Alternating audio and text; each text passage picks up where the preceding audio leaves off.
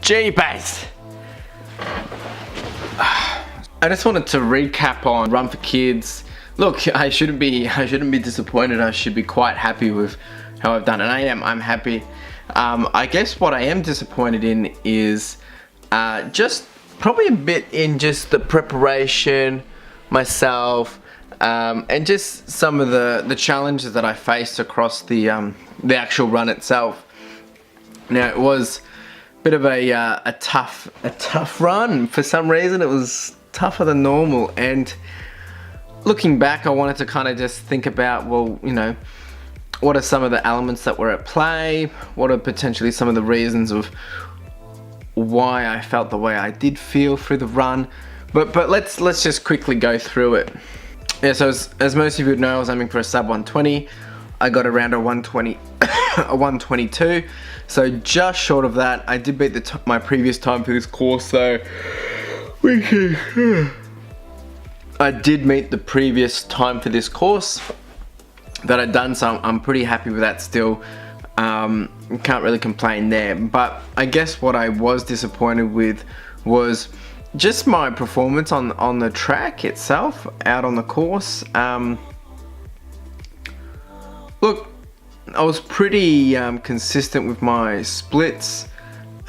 Basically, yeah, 5:30. I'm just looking at it here on my Garmin, and between the first 1 to 4 was around 5:32s, then 5, 6, 7, 5:12, 17.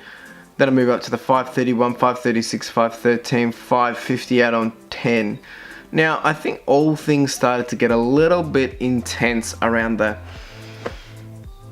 probably the 7 to 8 mark. That's basically when I was going up the Balti, and things were starting to get a lot more tougher. But I think what I was disappointed with in this run was my mental battle. Like 3 or 4 times I was just contemplating whether I was going to be able to do it, and I don't usually face that kind of doubt, not for the lengths that I did or for the continuous amounts of time. So I want to try and understand why I had that doubt this time. I mean, I've done the race before. Is it because I had set the goal to actually achieve? I don't know. It's a bit of a weird one, and it's actually going to segue into my next Today We're Talking series, which is going to be talking about, you know, the battles of the mental and physical while running. Now, let's just quickly recap. So, the weather conditions, as you would have seen in the video, they weren't anything spectacular. It didn't rain. It wasn't super windy when running, so that wasn't too bad, but it was a pretty gloomy day. It was a pretty gloomy day, but the thing was, it was still quite humid, quite warm. Now, in terms of the crowd was great. There was a real lack of entertainment on the course, which I always find is a bit of a disappointment when you do a race and there's people on there which aren't really willing to give you a high five and things like that. But you know, it's you make your own excitement on the course. That's what I find. But this race, I really wasn't feeling it in terms of the woo. I don't know why, but I mean, I did see I caught up with a mate on the course, and that was really good, and that was really nice to see him. Unfortunately, that was like on K1. But anyway, so the course, you know, look, the course is a bit of a challenge. So you're actually going through basically all of Melbourne. You end up going through the Domain Tunnel at the start, which goes down, but it's really hot in there, and then you come out going up on a steady rise, and then you end up going over a bridge by about K6 or 7. And pretty steady climb on that one, and then you head down towards the Docklands Wharf, where you get a bit breezy down there, and then there's another hill right on K11.5 12 mark, super intense hill, and then basic from there it's pretty steady downhill and flat. The problem is the course, it narrows at the end, and this was one of my pet peeves last time, is the course narrows for the last 2 kilometers, where you're running in a three wide kind of scenario, so it's very hard to go fast, to speed up. Usually I try and gain some momentum in the final couple of K just to push forward. Here, because everyone's going slow and I'm talking about an average of a 6, it gets hard to regain that momentum. That's a bit of a frustration there, because by the final K I was really trying to push, but I had been just on my feet too long, so I hadn't really prepared myself for that one. Now, in terms of the timing I'd actually kept pretty solid the whole way through. I mean, my average came in at a 5:30, so I should have really done it. Now, what really let me down was I stopped 4 times.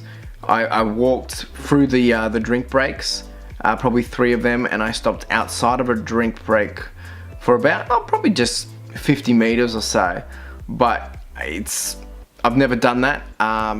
Maybe on my first run I've ever done, like, you know, running race, but I was a bit disappointed with that. And in doing so, I found that, you know, yes, I was able to, you know, rest up my legs and regain some control. It actually screwed me up more mentally, because I realized once I'd stopped once, I would be like, oh, I can stop again, and that's not what I like. So, but battling through that, usually I can fight the mind and beat it. Really struggled to do so, and I think when it comes back to training, I really did miss out on a lot of the speed and long distance training due to being unwell, and I think that's where it would have played in a big part. Not saying I was underprepared. I'm just saying that I want to identify what it was and hit the nail on the head for next time. But look, all in all, the race was great. I did have a toenail issue a couple of days before the race, which I was able to pad up. That was fine. One of my legs did go to sleep, went numb at about K9. Actually, no, it was over the Balti Bridge, so that was around K7, K8.